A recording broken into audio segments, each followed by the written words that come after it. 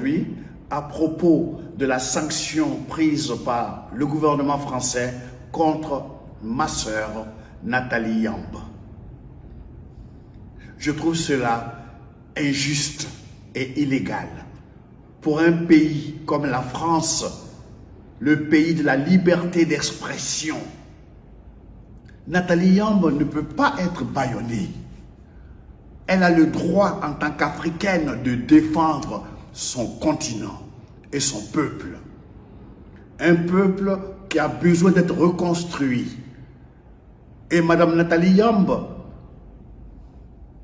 est parmi ceux et celles qui sont en train de reconstruire l'homme africain, qui a été déconstruit pendant plus de 5 siècles.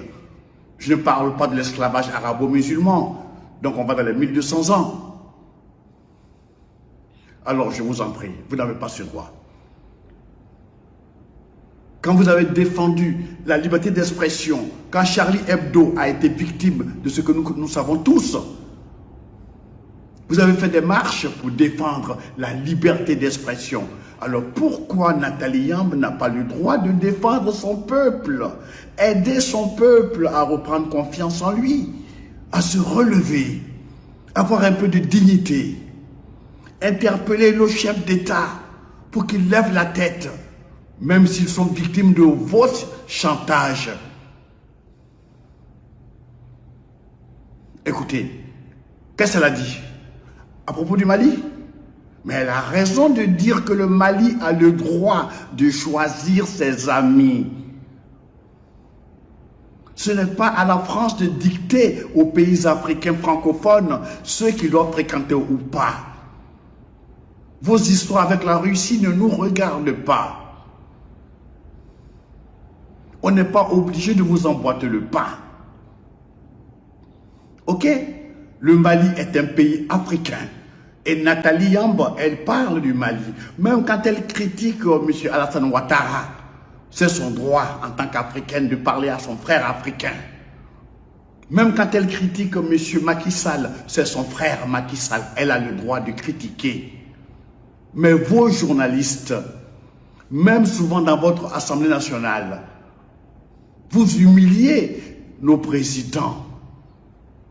Quand on parle des présidents africains, on parle de quoi? De dictateurs.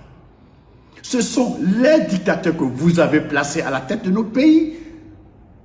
Vous leur avez mis le flingue à la tempe, chantage politique. Écoutez, Nathalie Yamb a le droit de dire ce qu'elle dit.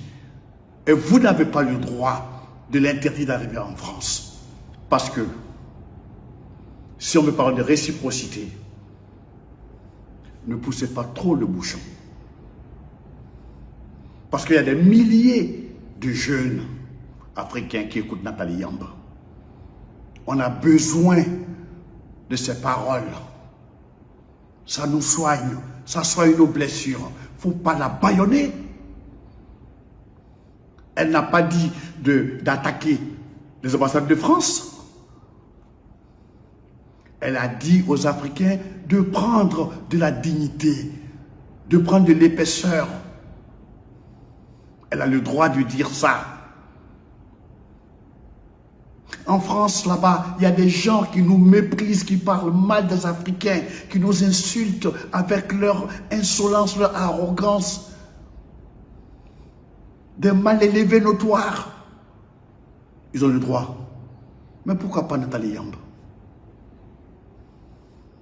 Écoutez, ce n'est pas juste. Je voudrais m'adresser à M. Macron. Vous avez dit que la France-Afrique, c'est fini. Mais c'est quoi cette histoire de bâillonner Nathalie Yamb?